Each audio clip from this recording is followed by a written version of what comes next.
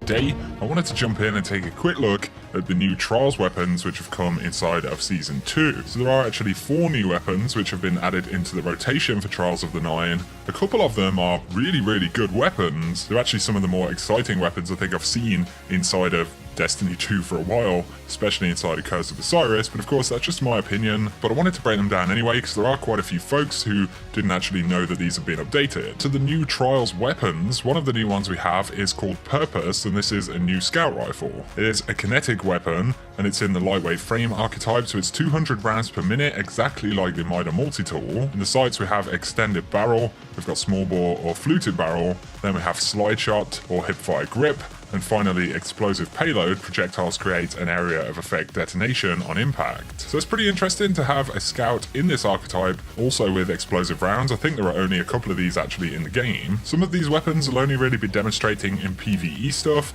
but I took this one into PvP, of course braving the Prometheus lens, which is absolutely ruining everything right now. And I have to say, this scout rifle absolutely held its own. In terms of how it feels, it's pretty similar to the Mida actually, you know, the recoil pattern and everything like that, the stability and the kick on the weapon is very manageable, so it makes landing headshots and everything like that really pretty easy. And then of course you have the added benefits of explosive payload. Explosive payload will also increase your flinch and everything like that, so you're actually going to make it harder for people you're playing against to hit you back, and of course the more flinch your weapon causes, especially in Destiny 2, the better. And outside of the fact that it's a different archetype, I would absolutely say this is on par with the Nameless Midnight, which is also of course kinetic with explosive payload. I'd probably prefer Nameless Midnight most of the time in PvE stuff, but for PvP, I think Purpose is straight up better. So it's definitely one to look out for, and of course you can get these weapons pretty much at any time during trial, so you can get them dropped from packages in the social space, you can get them by turning in tokens. The next weapon I wanted to take a look at though is incredibly exciting. So this is called Darkest Before. It is a pulse rifle in the rapid fire frame archetype, so that's 540 rounds per minute, the same as Lincoln Green and the Time-Worn Spire from the Iron Banner. In the sights we have Arrowhead Break, we've got Hammer Forged Rifling and Small Bore. In the middle column, Slide Shot once again, or Quick Draw, and then we have Full Auto Trigger System. So this is our first full auto pulse rifle in this archetype.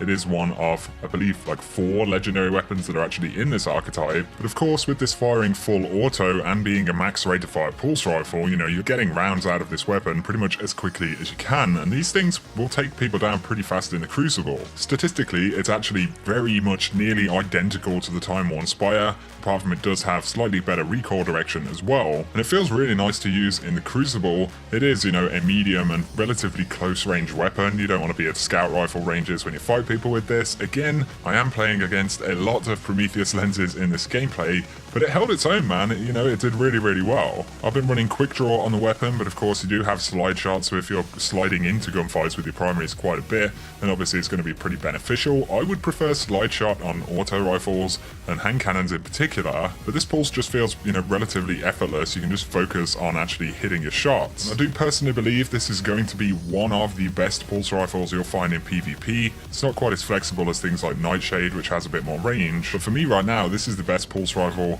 in this rapid fire frame archetype, and rapid fire frame pulses, you know, have some of the best potential in the Crucible as well, so I think this is, you know, one of the best. So it's nice to have some weapons which feel, you know, pretty exciting right here. Next though, we have a new auto rifle. This is the Last Breath right here. It's adaptive frame, so that's 600 rounds per minute, the same as the Scathe Lock. For barrel options, we have extended barrel, full bore, and chambered compensator. Once again, we have slide shot, or the option of dynamic sway reduction, which is what I've been going for on this one. And finally, Ambitious Assassin overflows the mag based on the number of rapid kills before reloading. I don't think you see this bonus on too many auto rifles. Also gotta say a big thanks to my pal Gorsty for letting me try this weapon out. But Ambitious Assassin definitely stands out as a decent PvE bonus to me, and it's probably a better PvE bonus than it is a PvP bonus, which is interesting. You can see right here, I'm taking down a bunch of adds. The base magazine size for this weapon is 43 rounds, but with Ambitious Assassin, you can max it out up to 65 rounds right there. So you can just imagine the potential with this thing. On a Titan as well, you could run things like Axiom War Rig. Another reason I think this is probably better in PvE than PvP is just statistically in the kind of recoil that you get on the weapon. You know, you can find better auto rifles